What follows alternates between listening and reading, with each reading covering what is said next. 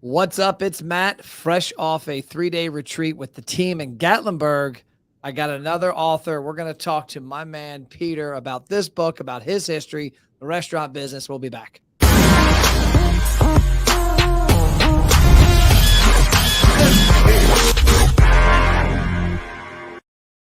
Peter, welcome to Restaurant Expert Roundup. It's a pleasure to be here, Matt. So tell everybody about yourself and then about the book and about your background, and we'll dig into everything. Okay, so my background is I am a chef. All right, so I was actually in 1987 the youngest ever CEC in the American Culinary Federation. Wow. And so I'm an ACF guy, and so what that really means to somebody who's young is, checkered pants, white chef coats, chef hats, a lot of culinary competitions, like you see, Iron Chef. We used to do that, but we would go to like big kitchens and fight over the stove. And, you got 20 chefs in a kitchen and you're fighting for the stove. And, but it was, gold, silver, bronze. And at some point there was a thing called the U.S. Culinary Olympic Team. And so that all kind of went together every 4 years and who was going to be in the Olympic team. And one day I was in Boston doing a culinary competition, and Ferdinand Metz, who was the head of CIA, and he was the president of the American Culinary Federation, 5 o'clock in the morning, Boston, Massachusetts. And I missed the final tryout for the Olympic team by a quarter of a point. And then I went home and I told my wife, I said, you know what, I'm going to go to San Francisco so I can get that quarter point. And she goes, how many gold medals does your ego need? And that was a big turning point in my life. That was the day I went from being a chef, chasing the gold medal and chasing the dream to becoming, I really don't want to be a chef. I went to culinary school in Essex Junction, Vermont, at a thing that is now known as the New England Culinary Institute. And so I was just working 80 hours a week. I mean, I really trimmed it way back now. I probably work 75 hours a week. And it was just run, go. And I realized, I want to be a restaurant owner. And I really don't want to be a chef. And so, I mean, I am a chef and I'll always be a chef. And for me, it's always food first. But I was working in big resort hotels, like 2,400 rooms. And I thought, you know what, I don't do, you're 35 years old, you get pissed off and your nose starts bleeding, and it's a lot of stress. So I decided, I want to be a restaurant guy. And so I became a food and beverage director. And then I learned the front of the house in smaller resorts. And then 1996, I moved to Burlington, Iowa, and started a restaurant called Martini's Grill. And in fact, we're in Martini's right now, and we're exactly right on the Mississippi River. I mean, this is this gorgeous scenic view. We even got all the barges go up and down the river, and we got the Delta Queen that parks out front here sometimes. It's really a cool place. So I decided I want to be in the restaurant business. Okay. So since 1996, I've been in the restaurant. I started culinary school in 1975. 96, I started my own restaurant. And I had 2 partners at the time. And I realized I didn't know anything. I was a chef. I didn't know how to do anything. I didn't know how to fix an oven. I didn't know how to fix a fryer. I didn't know how to do all of these things. And so over time, I've been running my ass off, and I watched my friends work their ass off, and everybody's working. And I realized that there are really only 8 things in the entire world that a restaurant owner needs to do. 8. Now think about it. There's 1,000 things. Oh my God, I got to do this. I got to do that. I got to do this. I got to do that. And so I'm going to rip right through the 8 things real fast. Okay. 8 basic fundamentals. And that's the book. Okay. So we go through them together, Matt. Okay. Yep. The first thing is we got to set a goal. Where are we going? If you're in Chicago and you want to go to New York City, you have to go east. Yep. Can't go west, because if you go west, you're going to miss it. So first thing is we need a goal. And a restaurant's like a 2-sided coin. On one side, you have the brand value. On the other side, you have the financial value. So let's imagine we want to have the world's best cheeseburger. It's a great example because it's a simple, dumbed down restaurant, right? Not dumbed down, simplified. Okay. And I want to clarify that because here's something that people are talking about, and this really hasn't exploded yet. Where have all the great chefs gone, right? Where's all the great cooks? You know what they're doing? They're making burgers. They're making tacos. They're making pizza. I'm opening a Making pizza easy restaurant. stuff. Yeah. No, not easy stuff. Well, Easy stuff. simplified. Mastering a craft. Yeah. Pizza dough. Okay. I'm opening a pizza place and I can't throw pizza up in the air. I can't hand stretch it. Okay. But I'm going to, you know what? Come back to me in a month and I'll be an ace because I'm going to master it. Think about the guy at Franklin Barbecue. There's a really great craftsman who's doing one thing to a world-class level. And that's where the great chefs are gone. Instead of chasing, you know, I had a kitchen when I worked in the resort hotels, I had 200 cooks in the kitchen. That's a lot of cooks. Think about that. And that's crazy. All the people in the kitchen. And guess what? They all had varying degrees of talent and interest. And it just gets old. It gets old and old and old. So you know what? Martini's is a great American steakhouse. This restaurant has 50 employees. My other restaurant in Iowa City has 6 employees. And we're open 4 days a week, 40 hours a week, and we're making money, and we're doing one thing, pizza and chicken lips. Simple, simple thing. So we got to have a goal. Who are we and why are we here? You got the brand goal, which is the world's best cheeseburger, and then the financial goal, which is, let's say, $1 million in sales and $100,000 in profit. 10%. What I love about that is I just got back from our company retreat and we did a goal setting exercise. We had magazines, clip out art, make your vision board. I said, but I want you to think about, I use the example, if you're going to go from Cincinnati, where we're at, Northern Kentucky, to Myrtle Beach, South Carolina, without a GPS on your phone. In the olden days, when I was in college and doing it back in the late 90s, I would go to MapQuest. I would write down, okay, turn left here, take this. You had to have directions to get to Myrtle Beach. Otherwise, you might eventually end up there, but it can be a shit show along the way. Yeah. And that's, you know, the goal aspect. Too many people say, oh, I want to have a $1 million restaurant. Well, great. How you getting to $1 million? What's it going to take to get there? You got to have that goal and you got to have the map to get there. Yeah. And the thing is that then you got to share that goal with your people, because if they don't know what you're trying to do, hey, listen, we're going to Myrtle Beach, but everybody, no, I'm going north. Why? I thought we were going to Chicago. Yeah. Not only are we going to Chicago, we're going to the Hancock building, and I'll meet you on the 96th floor. That's where we're meeting. And if the people understand, then they get to decide, hey, I don't want to go there. That's not for me. I want to go to Chicago. You want to go to Myrtle Beach? I'm not interested. Sorry. You're on the wrong bus. Right. And how many times do we have how many times do we have the wrong people on the bus? 80% of the time. It's tragic. All right. So first thing, we got the goal.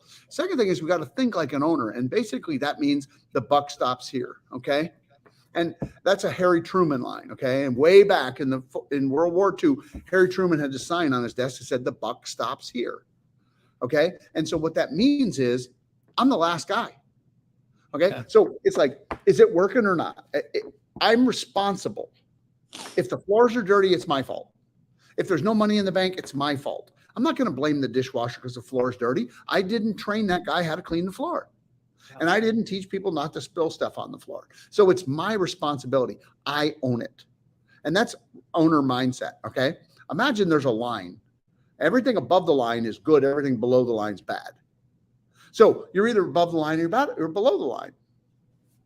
When your alarm clock goes up at 5:30 in the morning and you got to get up and go to work, you got a choice. Hit snooze, smoke a bong, go back to bed, or get up, put on clean clothes, and go to work.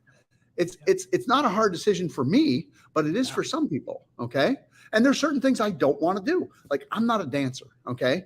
You can't tell that by looking at me, but I'm not a dancer. I'm not going to go on Dancing with the Stars. I'm going to be embarrassed and I'm going to suck at dancing. Okay. I don't want to dance.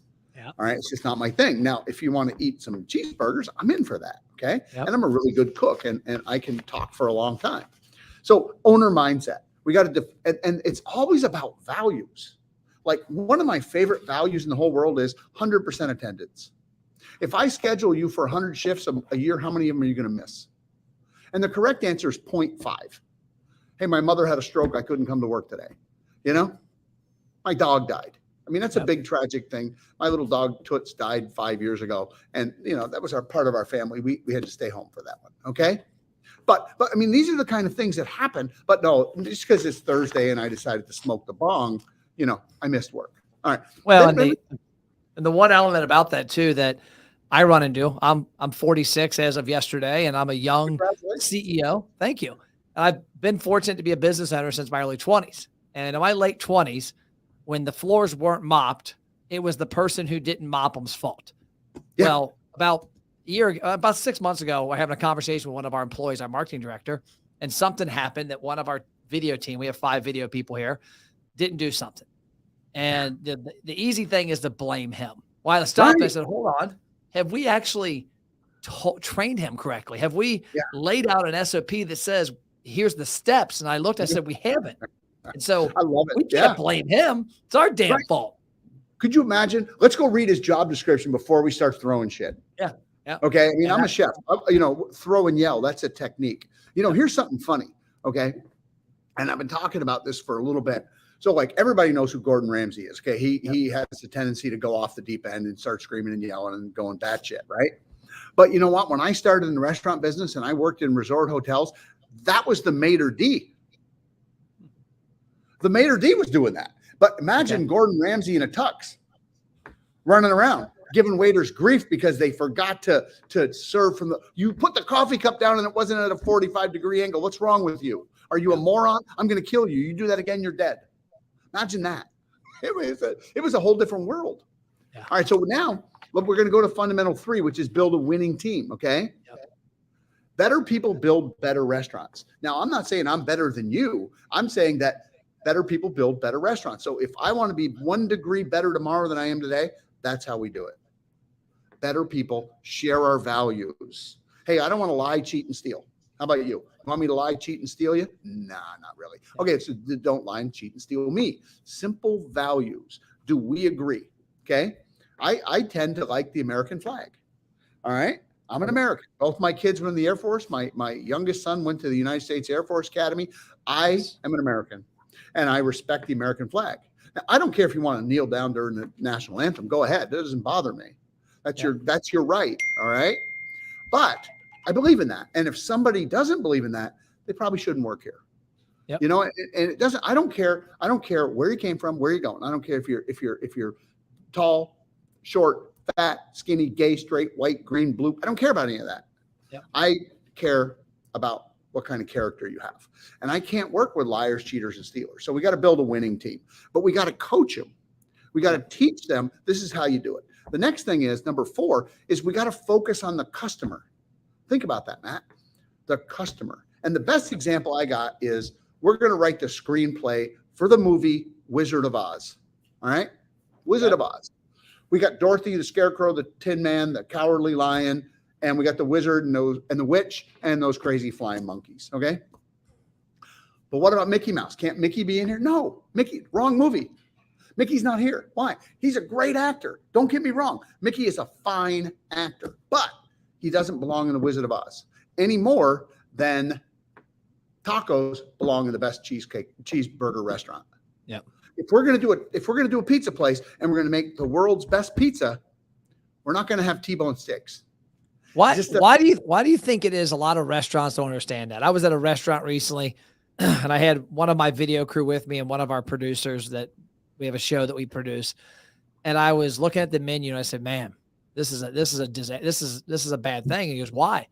I said, they've got tacos, seafood, steaks, pizza, cheese. They had every concept you could possibly have. I said, because I can't fathom unless they've got the largest back of house payroll in the history of the world. And they've got 20 chefs all trained in these things that they can correctly execute at a crazy ass, amazing level, every one of those items. Why is it tempting for restaurants to do that?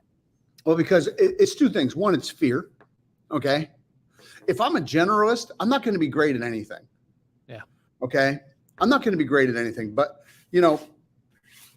one of my favorite, how about we just make really good tacos? Yep. Okay. We're going to make carnitas. We're going to make great, machaca beef. We're going to marinate some chicken.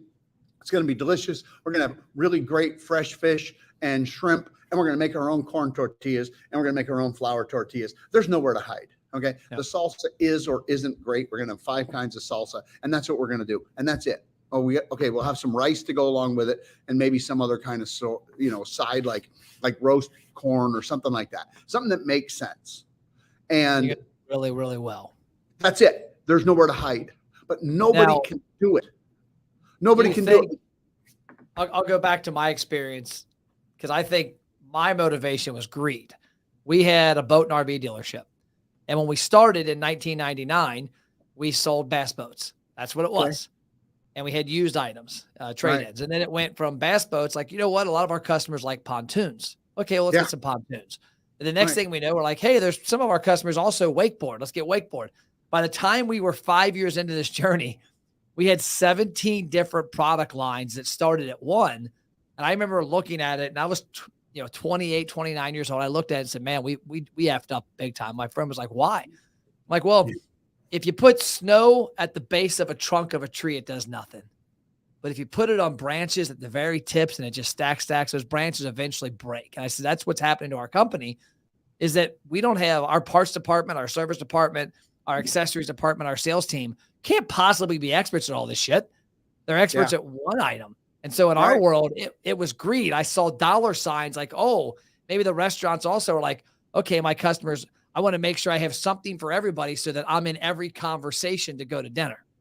Well, that's what happened to chains. That's what's happening to the chain restaurants. I mean, if we just pick on them, now remember, these guys are doing billions of dollars of sales every year. Okay, so let's take Olive Garden. They do billions of dollars of sales, but the problem is that they got so many, and they're not too bad because they're focused on one kind of food. All right, but let's pick on Outback. Okay, I used to love Outback, but Outback, they forgot their way. You used to go in there and get a great steak, maybe a lobster tail, maybe a piece of salmon. They had an awesome Caesar salad. Their bread was really good. They had a couple sides, and the beer and the drinks came out really fast. They knew who they were and they executed. But then, as they became Wall Street, when they went to Bloomin' Brands, they felt, well, we have to increase sales by 10% this year. How are we going to do it? And instead of doubling down on who they were and what they were, they said, no, we got to cut our prices by 10% and increase our sales by 10%, because if we don't, Wall Street won't like us. And that's when they started doing all kinds of crazy things. And you can't tell the difference between Outback and Fridays anymore. Yeah. And I think the poster child for the worst of that, and I hope none of these people are listening, but Ruby Tuesdays. I mean, what the hell is a Ruby Tuesdays? It's like, it's everything. Okay. And then you look at the other end and you got Raising Cane's. I don't know if you got Raising Cane's or your app, but we got them here, and it's French fries.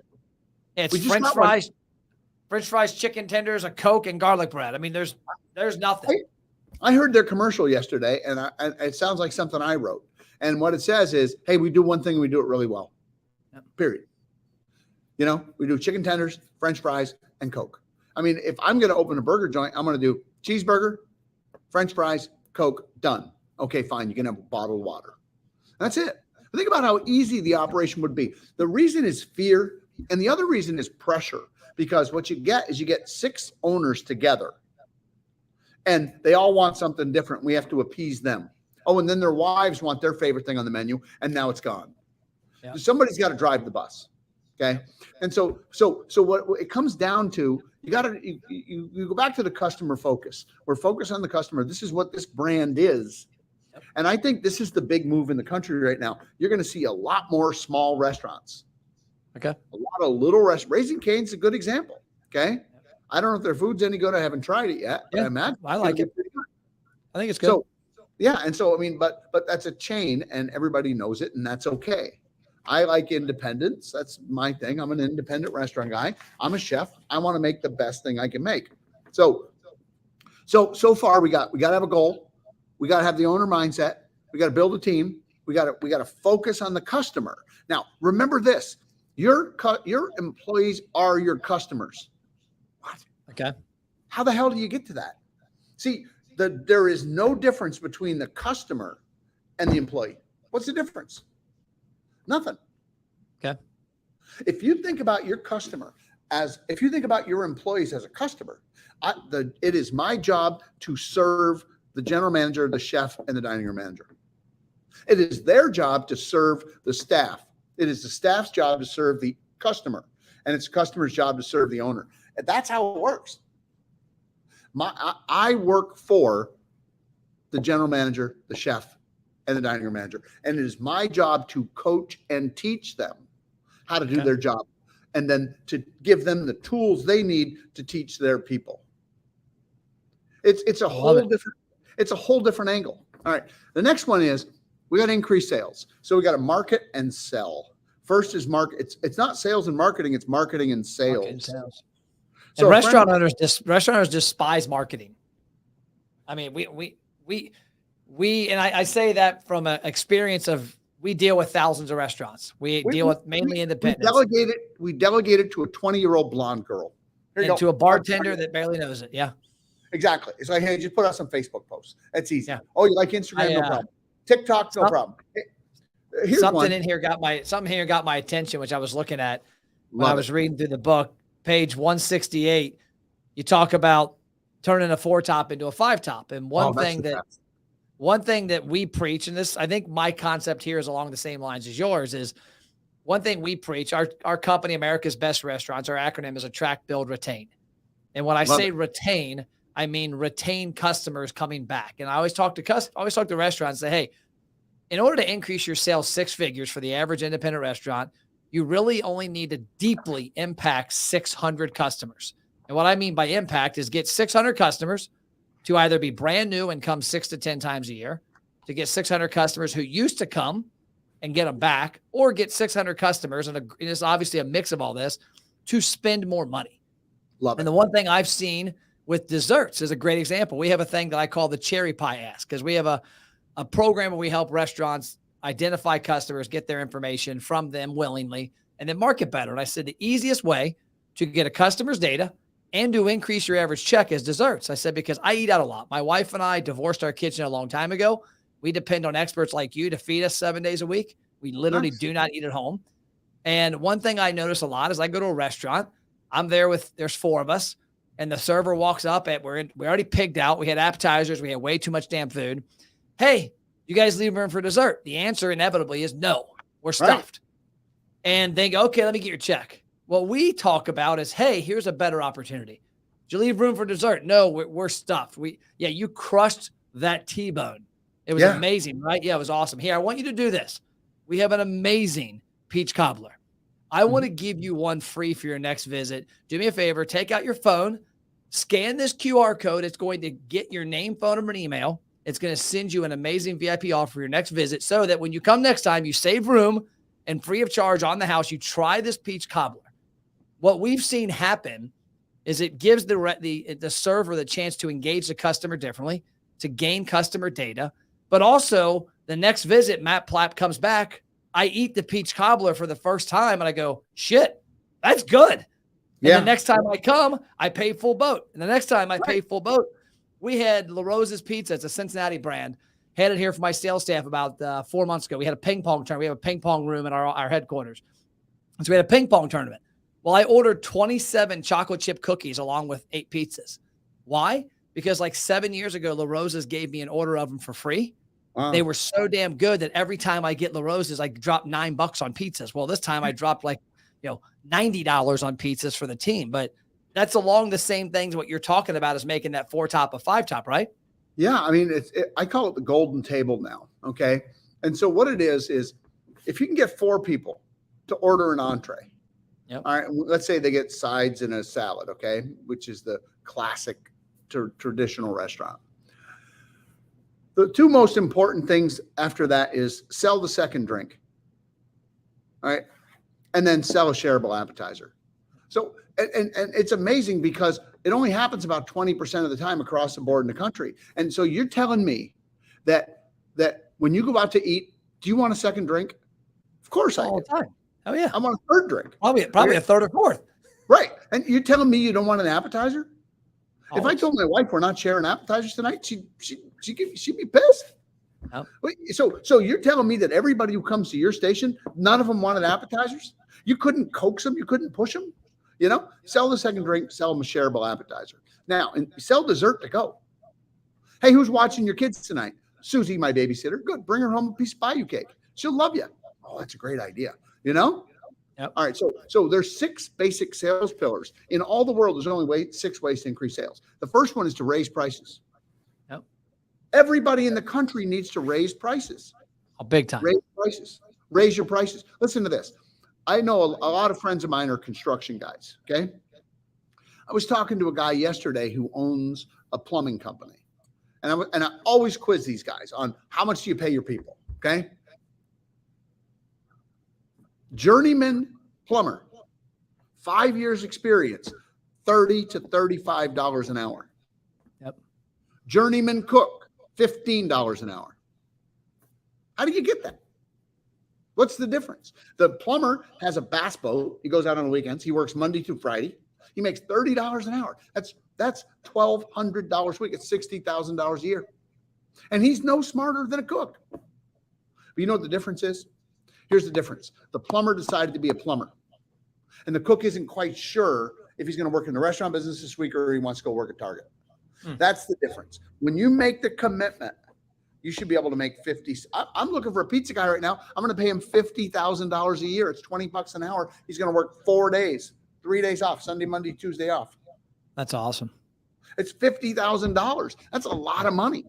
Yeah. All right. And that's in Iowa City, and I can't find anybody. If I did that in Burlington, I'd have 20 people standing in line. It's just a different place. All right. So raise prices. The second thing is you got to keep the customers you have.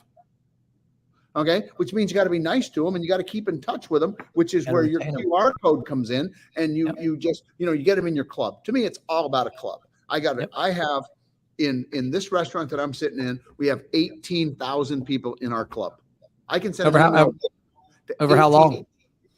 And and half of them will open it. And if I send it out again, the other half will open it because they want to know what's going on. Yeah. They care. So you got to keep customers you have. Then you got to increase the customer visits. If you can get, I love your 600 because that's a really good number. But if we can get a customer to come back one more time a year,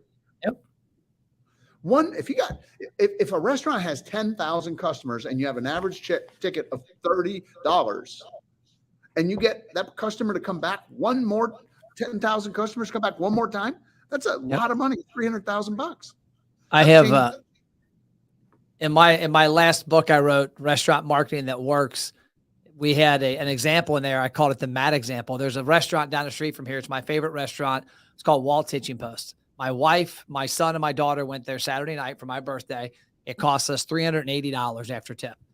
Nice. And I always laugh about this restaurant because they do nothing to grab customer data. But they've got an advertisement in the Cincinnati Reds Stadium that's probably costing them $80,000 a year. But they make no effort inside their four walls to say, hey, Matt, you come here 3 to 4 times a year. We want to do something special on your birthday. Go ahead and fill us your information. Because we're all about collecting customer data. And I use the example in my book, and I say, here's the negative. Matt goes 4 times a year. My birthday, my daughter's birthday, Christmas, and my wife's anniversary. Yeah. I love the restaurant. I can afford to go every couple of weeks. That if they had my information and they stayed in touch with me, I would probably go 8 times. If I went 8 times, there's an extra $1,000 in sales. An extra $1,000 in sales that has only food. Yeah, it only has food costs attached to it because all the other costs are already there. And if there's 100 Matts in Cincinnati, Northern Kentucky that would love to go to Walt's 4 more times a year, that's 100 G's to the bottom line. It is. It's that easy. It's that easy. People, it's all about the club. I started building this club in 1997. That's a long time ago. So we got to get them to come back more often. We got to increase the average check. Yep. I mean, if you could increase the average check by $1, how are you going to do it? And see, the problem is that dining room managers don't know how to sell. So what they do is they say, listen, whoever sells this bottle of wine right here, I'm going to give you $20 at the end of the night. Whoever sells the most appetizers tonight is going to get this. Whoever sells the most that's going to get that. I don't do that. Whoever has the most golden tables at the end of the month is going to get a prize, is going to get a check, is going to get some money. What's a golden table? All 4 people have an entree, 1 shareable appetizer, 2 drinks per person. Now you put your name in a hat. At the end of the month, we pull out a name and somebody wins something. The more golden tables you have, the better you are. Now, how about this? I got 10 waiters on the floor, okay? And my top waiter at the end of the month has 50 golden tables. My next one has 45, 40, 40. Everybody is 40 or above, except for my bottom 2. And then they want to know why they can't move up to a better station. See, I don't know how to sell. If you tell me to sell a bottle of wine and I got beer drinkers or whiskey drinkers, I can't do that. So I'm trying to curve a whiskey drinker into a wine drinker and it doesn't work. Yeah. No, just play with what you got. Just sell once they buy I don't care what the 4 people get, sell them a shareable appetizer and a second drink. And if you do that, you're going to increase your average ticket by a mile. And it may only work 3 times. Have you ever done a money bag on those times? So we do tell me what that is. We do a money bag here every Friday for our team. They all have the same thing. They have things they can accomplish Friday afternoon to Thursday. Yep. And Friday at 3 p.m. we gather around. Last week I had $1,750 in there based on their efforts, because each thing they do leads to their name getting put in the hat, which leads to money going in the bag. I have $1,750. It's actually a little bucket. I shake it up. If you're Drew and you did XYZ over the course of the week, that earns you 7 grabs. You get to reach in the money bucket 7 times. He got $280 on Friday afternoon. Wow. And it's kind of the same thing. What you do, what happens is, like, we had one guy last week that had 12 pulls. We had one that had 1. So the one that had 1 is going, shit, I want 12. And so he's okay, what did Drew do to up his game? And that's the same concept what you're talking about at the end of the month. So yeah, if you want to try something fun, do the money bucket. Like, we have hundreds, 50s, and 20s in there. And you see somebody pull 100 out, and it's Friday afternoon. They're like, hell yeah, 100. Wow. That's amazing. That's a really great idea. The whole point is to get people leaning forward and wanting to do something. That's what's really important. So we got to increase the average check. We got to bring in new customers. And that is about bringing in new customers is probably a really interesting thing. And then, bringing in new customers is there are these things called P1s, P2s, and P3s. Okay. A P3 has never been to your restaurant. A P2 has heard about you, maybe been there, but a P1 is a member of your club. And that's the people you can email to. So the restaurant you're talking about, everybody's a P2 or a P3. Yep. If they can convert them into P1s, now they can go back to those people and get it because then all of a sudden it's like, I belong. Now, I don't want to go to Staples and go, hey, give me a discount, because it never works. Yep. All right. I don't want to do that. But I just want you to tell me, hey, today we got sea bass. Today we brought in these amazing Maine lobsters. Or, hey, guess what? We actually got king crab legs. They're really expensive, but we got crab jars this weekend. And then the last thing is you got to get rid of the bad customers. Yep. 86, the wrong customer. Well, the wrong customer is, I still love them, but 2 16-year-olds sitting on the best table on a 4-top on a Saturday night, and they're going to spend $20 a piece. When I got 4 lawyers who want to come in and spend $300 a piece, it doesn't make sense. So you got to understand it. And not only that, I want to get rid of the cheap people. I want to get rid of the people who beat me to the ground because I had to raise the price of my ribeyes by $5 because I couldn't afford it. I can't afford to give it away. So those are the 6 sales pillars. And I mean, you know what? You just think about that. 8 basic fundamentals, 6 sales pillars. Amazing stuff. And I love that you've got all the fundamentals on the back. It's like a cheat sheet. So I know what I'm going to read when I open this book. Yeah. Right. But if you look at those things, like number 6 is manage the money. Yeah. Okay. 30, 30, 30, 10. You got to have 30% cost of goods, 30% labor, 30% everything else, 10% for the owner. If you can't do that, why are you here? Yeah. Change your concept to do that. And then another one is you got to have a system, which means everybody has a checklist. Everybody's got a recipe with pictures. Make it easy. Yep. It's like, and then, the last one is improve, innovate, and adapt. And that's the beautiful one. The question that everybody who's watching this podcast should ask themselves when they get done is, how do I do this better? How do we do this better? How do I do this better? Okay, so I'm watching the waiters reset a table. How do we do it better? How do we get the glasses cleaner? How do we get the silverware roll up cider? How do we get more people in the club? Let's start asking those questions instead of what's the easiest, cheapest, fastest, laziest way to do it. Can I give you an awesome example that happened to me last night that Please. You just hit on? So we're in Pigeon Forge, Tennessee, right next to Gatlinburg, and we go to a pizza joint. I've got myself and 9 employees, 10 total. We've been eating out all week, not had it for 4 days. We've not had an issue anywhere. Nobody was backed up. Nobody had problems. Walk into a pizza joint, and the person that owns this happens to have 15 restaurants. I know who they are. Got a bunch of brands down there because they've been the Gatlinburg or Pigeon Forge. There's like 3 areas: Sevierville, Gatlinburg, and Pigeon Forge. and people typically have a location in each one. So we walk in, pizza joint, completely empty. I mean, literally empty. People wait. Lady walks up. It's going to be 30 minutes. I said, seriously? How come? She says, we're short staffed. We only have 4 servers. And I look, and there's literally like 5 tables seated. You can see everything. I go, okay, well, I know there's a pizza right around the corner. I said, we're good. Thank you. And we're leaving. And one of my employees looks at me, who's in charge of, we call it the tech team. He's in charge of all technology for our company, where he helps restaurants connect dots technology wise, POS, email, all that crap. And he goes, well, there's an example of a restaurant. He didn't know where we were going, so it's even funny. He goes, there's an example of a restaurant that hasn't connected the dots to how technology could fix that. So what do you mean, Tom? He goes, well, instead of them telling us to go away, they could have had a tablet on there or scan this QR code. Go ahead and order what you want. Go ahead and have a seat. Here's your cups. Grab your soft drink, and then we'll call your name and get your pizza. So I'm like, valid point. So we go around the block to this pizza place. We walk in to the exact thing. I ate there 2 years ago. It used to be a casual dining, sit-down server. This time we walk in, walk up. She's like, hey, let me go. We're not doing table service anymore. We'll take your order here, and we'll bring it out when it's ready. Soft drinks are right there. Here's your cups. Go ahead and give me your order. We ordered 4 pizzas. We spent $300. Ordered 4 pizzas, ordered some wings, all got drinks, some beers. Got it all, sat down. They made the food. They brought the pizzas out. And I'm like, here's 2 pizza joints a mile away from each other. One of them hasn't adapted to what's affecting them, shortages of staff, and adapted technology. The other one's like, hey, I don't mind. It's a pizza place. It's quick. That's why we're a pizza, not a steakhouse. I'm fine with you going, Matt, your pizza's ready. And we walk up and grab our damn pizza. Come up and get it. The guy just put it in the box.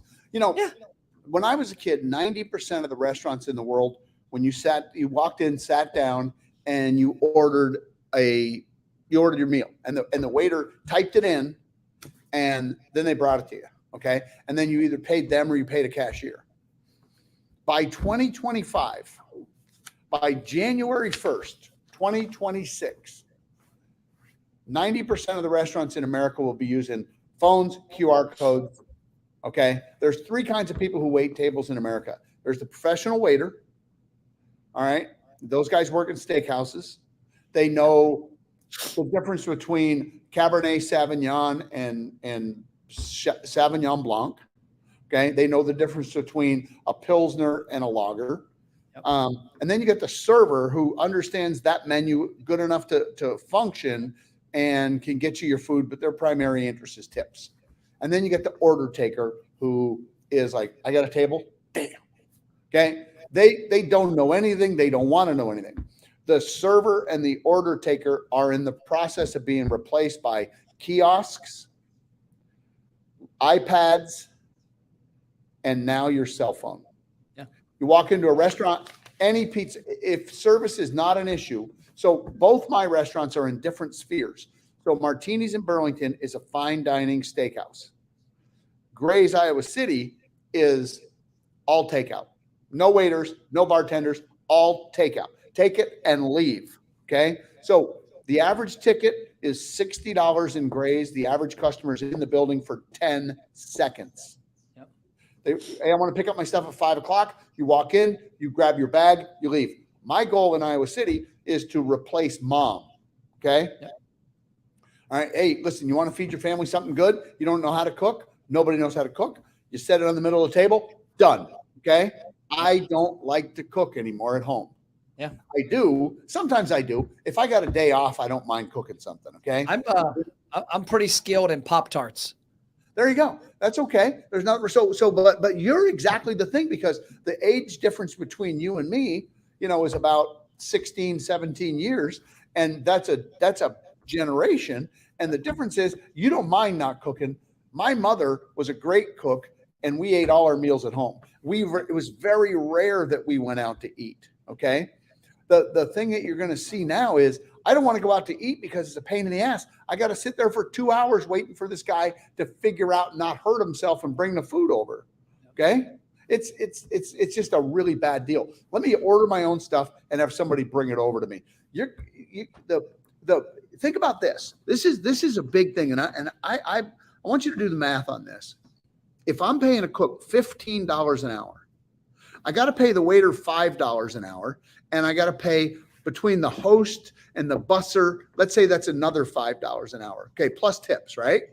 So for every kitchen person, you essentially have 2 service people.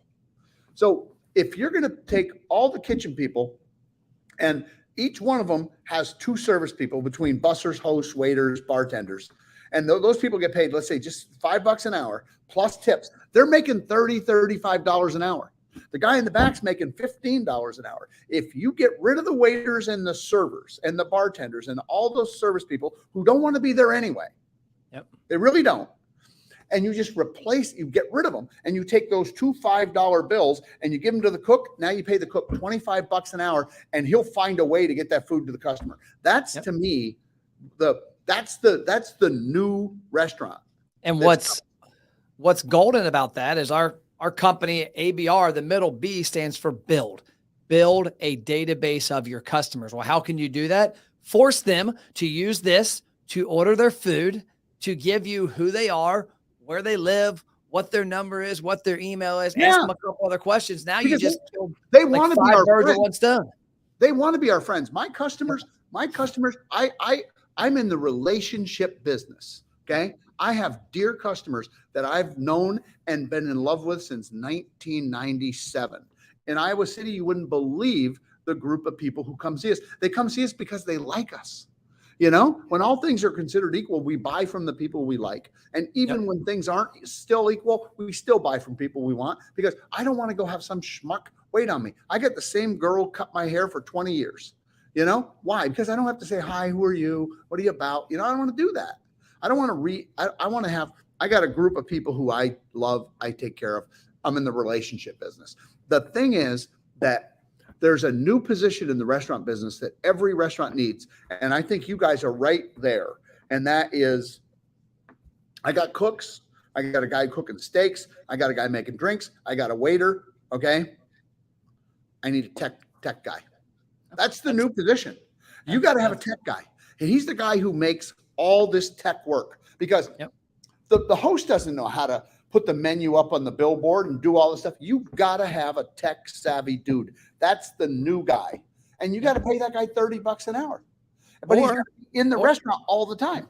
Or you find you can find somebody for less expensive, because we're doing this nationwide, and have a team of people that back them up. I mean, that's our company's whole thing. Well, is we're an at-large marketing department for restaurants that have, you know, we're doing this for hundreds of restaurants across the country. We're not a tech company. We're a people company, but we help you connect all the tech and use it. I mean, there's tactics you can use on Facebook, Instagram, TikTok, LinkedIn, YouTube, you know, email, text, in-store marketing, website marketing. There's so many things that, you know, you're an expert at making steaks and pizza. We're experts at making emails and texts. No, you absolutely are. And the thing is that's one of the reasons I really wanted to talk to you today. I want to get to meet you a little bit. And, you know, to me, this is I think some people get so caught up in tech, they forget to operate the restaurant. You still got to have good pizza. Yep.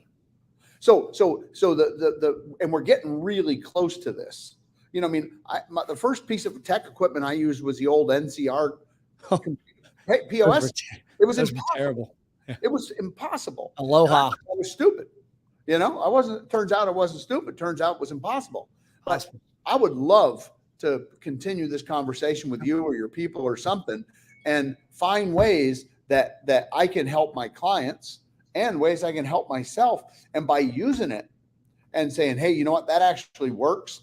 And here's why it works. You know, it's a big difference between saying, hey, you know what, you should use pop menus, okay? Or you should use Bebot, or you should use this or that or the other thing, than saying, I use it and it works.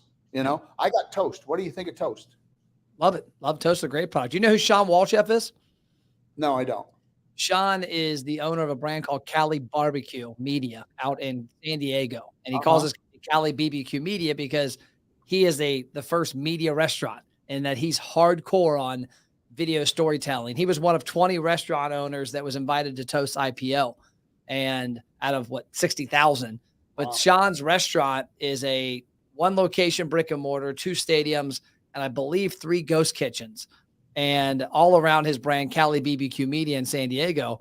And him and I have known each other for about a year. I actually flew out to San Diego last September, did a podcast with him in person. But I flew him in here last week. He was here for a 2-day event we had at our headquarters. And one of the reasons we did that was there's like a line in the sand is that Sean was ignoring customer acquisition digitally, but he was dominating video storytelling. And his concept with me when he reached out, I'm like, I use this analogy of you got that river right there. That river, if I partially build a bridge across it, and then you know what, I'm going to go here. And I build another bridge halfway across, then another bridge halfway across. People fall in the river and drown. Well, that's what he was seeing with his data is he's got people coming in through Toast, people coming in with his website, people coming in with third-party order, people coming in with Ovation, his review platform. And then there's traffic all over the internet. None of it's connecting. And so that's the same thing he brought us on for is him and I are doing a case study. We have a new podcast coming out in 2 weeks called Own Their Phones. And it's, hey, this is a story of an independent restaurant owner and a restaurant marketing company that works with independents to take what he's doing in the restaurant and us to take what we can do online and marry the two so that data is not lost. Customers have a better experience. And at the end of the day, you made a comment of one of the ways to increase sales is to simply get people to keep coming back more. Yeah. Like there's most of the restaurants I visit, I would visit 5 to 10 more times a year if they didn't suck at marketing. Their food's awesome. Their service is awesome. The atmosphere is awesome. I just want a place I go and they're glad to see me. Yeah. You know what I mean? I want somebody who's there, it's like we went to this little Mexican restaurant that's exactly a block away from where we live in Iowa City and walked down there last night and we had an okay experience and we decided we would go back. Nobody invited us back. Yep. They didn't say, hey, thanks a lot. Come back and see us again. They didn't even do that. And they certainly didn't write down our names or get our emails or any of that stuff because they're not thinking about that. And I mean, it's just, it's sad. One of my favorite people this year in this year is P.T. Barnum. Okay. He wrote this book called The Art of Money Getting. Doesn't that sound good? I'm saying it. Yeah. Great name, right? So, but he was the circus guy. Okay. Yep. And so he said, you got to sell until you fill the tent. Not Monday through Friday, 9 to 5, not until you use up your budget. You sell until you fill the tent. And what you're saying is, look, you got to get technology that works and you got to reduce the friction. It can't be a pain in the ass. It's got to work. It all has to seam together. And we're getting close. Toast answered a lot of problems. Before that, we had Aloha. Aloha was like a tank with a Corvette on top of it. Aloha's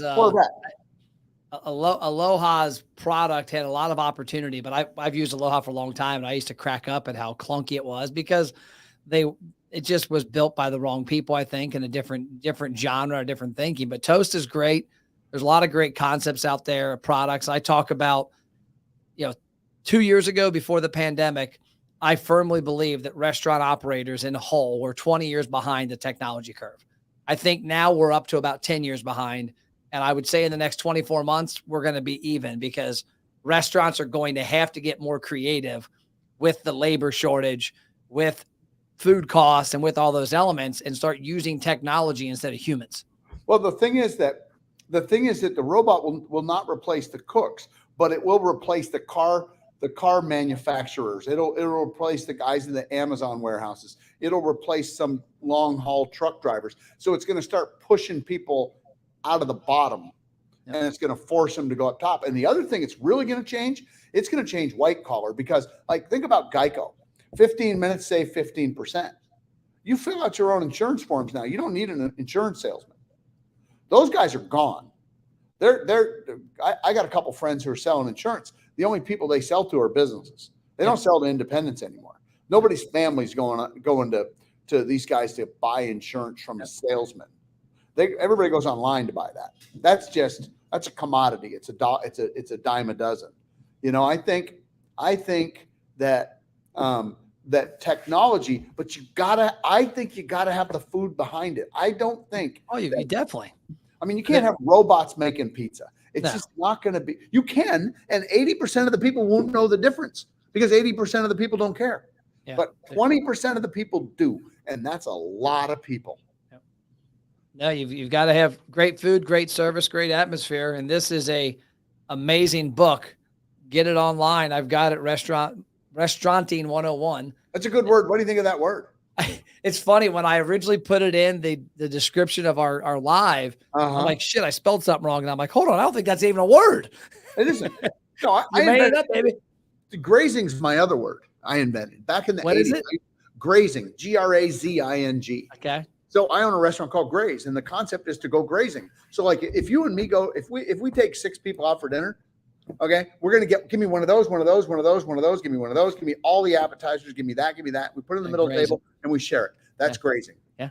Okay. And then we're going out to learn. We're going out to experience. We're going out to eat. We're not going out to give me food. Hey, you get your hands off my plate. No, I'm going to eat off your plate. I tried to create a word. It didn't hold. I had 7 years in a row. We went on our ski trip out west into Canada and we got dumped on like 3 feet of snow every time, 7 years in a row.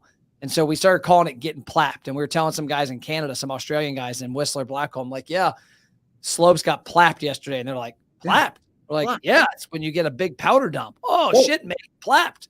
And so we didn't. It's ahead of its time. It might take a while. You know, everybody's talking about grazing now. And we're going to get there. I got to get plapped there. I talked about that in Florida in the 80s, early 80s. Hey, you got to graze. What's that mean? Well, what do I, and when I came to Iowa, I started talking about it. People were like an insult. You insulting me because I'm from Iowa? No, it's a way to eat. It's fun. But restauranting is what we do. You know, that's what we do. It's a verb. And so it's being a restaurateur, that's fine, but it's not what we do. We restaurant every day. We get up and we try to go do it a little bit better. Is foodguru.com still the great place to find you? Foodguru.com. And then, so the 8 Basic Fundamentals on Amazon, and then 6 Sales Pillars is only in audio form. Okay. When COVID hit, in the building we're in, there are 8 radio stations on the floor down below us. Wow. And so I went down there and talked to Mercedes, my radio commercial lady, said, hey, I'm going to write an audio book. And I did. And so over the next 3 months, we recorded the audio book. I'm telling you, 6 Sales Pillars is loaded. If you can't increase your sales by 10% twice in the next 90 days after you listen to this, you're either deaf or you don't care. Because you know how easy it is to increase your sales by 20% in a restaurant? It's easy. Oh, yeah, it's so simple. It's 2 things. Raise your prices by 10% today, and then work on golden tickets. If you do those 2 things, you're going to increase your sales by 10%. It's a guarantee. But you're going to get out of the office and go talk to the waiters and show them how to do it. And I'll add a third thing on there. Quit having one night stands with your customer. I was telling one of my brand new employee, Dawn, started 2 days ago. We're driving back from Gatlinburg today and we're talking about stuff. And I said, and she's asking, doing training. I said, the biggest problem we're trying to help restaurants solve is to eliminate one night stands. She looked at me real like cockeyed. I said, I've got a wedding ring. I've been married to my wife for 22 and a half years. I'm over 26. I said, but when she got my attention in college and study hall, we were both athletes. We had to go to study hall. Once she got my attention, I got her dorm number and her phone number in her dorm. I built a database with her, and then we started dating. And here we are. I retained her for 26 years. Restaurants skip the asking. Like they just come in, have a great food, have a great meal, have a great time. Well, then they're going to leave and go somewhere, and you're depending on them coming back to you instead of you trying to narrate when they're going to come back. Exactly. You know, the most important thing, you got to qualify the buyer. Then you got to build rapport. Then you got to inform and educate, and then you got to close the sale. But if you can't build rapport with me, I'm not interested.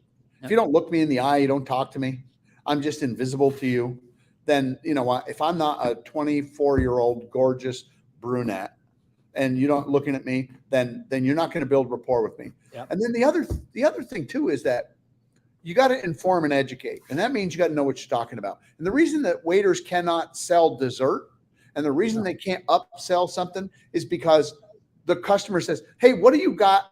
What lager do you have on tap? And they go, I don't know. Let me go find out. Yeah. Hey, what's the soup of the day? Oh, I don't know. Let me go find out. Hey, what's the difference between the New York strip 14 ounce and the prime New York strip? Gee, I don't know. That one's a little more expensive, looks like. Okay, so I've just put you in the moron category. Okay. I'm not going to believe one word that you say So when you come time to say, hey, would you like to try our Bayou cake? Yep. No, Yeah. I'm not buying anything you sell because I don't trust you. You didn't build trust. And so Saturday night at Walt Teaching Post. I asked the guy, I said, what do you think? What do you think of your bone-in ribeye? He goes, it's great. You'll love it. He goes, but let me suggest one thing. I goes, what? He goes, we have a dry age when it's not on the menu. I think you'll like it better. There you go. I'm buying it. Me and my son each got a 22-ounce bone-in ribeye, dry aged, came out Pittsburgh style. We're getting ready to leave. I leave $150 tip. My son looks and goes, damn, $150. I go, Cole, that steak was that awesome because he suggested it. Right. Yeah. And the thing is that didn't happen by accident. But if he was not smart and he made 4 mistakes previous to that, you wouldn't have listened to his suggestion. No, I wouldn't have. Because you didn't trust him. He acted professionally and he convinced you that he knew what he was talking about. And that's the problem I have with order takers and servers. They don't know how to sell. They don't love and believe in the product, and they're not trained. And it's so hard to train people, and it's easier to go to the QR code and the cell phone and the technology. And it's gonna work for 90% of the restaurants that you go to. You don't need a waiter. If I'm in an airport, what do I need a waiter for? I mean, they got waiters in airports. Yeah. Fast food don't need it. Fast casual don't need it. No. Yes. Steakhouse, I love it. Most restaurants I go to, you gotta have it. You gotta have it because I'm going out for an experience. Yep. It's the experience. Going to Walt Disney World is a world-class experience. Yep. Going to Le Bernardin or one of those amazing restaurants, French Laundry. That going to Burns Steakhouse in Tampa, that's an experience. But going to a taco joint and getting 4 lingua tacos, order it on your phone. Yep, I love it. Done. Well, there's the book, man. This has been, I gotta say, it's been probably one of my favorite conversations. This is 115th episode of this podcast. Love it. I have 112 of my other podcasts, which is an in-person in the studio. And then me and my dad do a thing on Thursdays called Fire with Dad, and we're about 200 episodes in. So if I say his episodes aren't my favorite, I'm in deep shit. But this one I loved, and I look forward to talking to you more. There's the book. Get it on Amazon. Do yourself a favor. And if you're an owner of a restaurant, don't just buy it for yourself. On here, number 3, build a winning team. To me, when I read a book, I buy it for my team. When I read 10X, I bought 10X for my team. Yeah. When I read Triggers, I buy it for the team. So buy a book, read it, make it a part of your culture, take your restaurant to the next level. Yeah, that's real important because you know what? This now becomes, hey, remember when the food guru said that? It doesn't mean that I'm right, okay? All this is stuff I've learned since 1975. There's very little new stuff in there. You know what I mean? I mean, it's a guy who's been doing this for 47 years. This is my take. But you know what? All the world truths are in there. Yep. Don't lie, don't cheat, don't steal, show up, do a good job. How do we do this better every day? That's simple stuff, but it gives you a script to look at and go, hey, this is a good place. You can having a common tool between the teams is really, I think, good. And I think it's broad enough to where I talked about 8 things. It's not just sales. See, most books are just sales or just team building. This is a wide berth. Yeah. I love it. I'm stoked. I appreciate your time today, brother. Hey, thanks, Matt. I really enjoyed it too. This has been a very good interview. You did a really good job. Hey, it's easy when I've got great people to interview, and I got somebody that's got the wealth of experience you've got and the knowledge. So grab the book on Amazon. More importantly, once you get the book, leave a review. Let him know how awesome the book is. Peter, thank you. I'd like to hear that. Gabriel did a great job for you too, by the way. Great guy. Gabe's awesome. Gabe does a great job. He was on the retreat with us in Gatlinburg. Does a great job as well. Nobody ever compliments people's people. You're right. Hey, I appreciate that. Gabriel, great guy. And you're lucky to have him. So keep going, man. You know what? Remember this too, Matt. You're helping a lot of people. As your audience grows and grows and grows, remember, you're making a difference. If you make a difference for one person, you've done something. Don't get caught up in numbers. Get caught up in making a difference in people's lives. People are watching this and they're going to get something out of it, and you're going to help somebody. It's going to make their life better. And not only that, they're going to help some kid have a better life. Think about that. That's real important. We touch so many people in the restaurant business, the customers and the employees that come in and they're in a horrible mood. They're having a really bad day. Their life sucks. We can add just that little tiny bit of love to it. And I'm telling you, it's a big deal. So keep doing what you're doing, man. Love it. Thanks, Peter. Thank you. Bye. Yeah.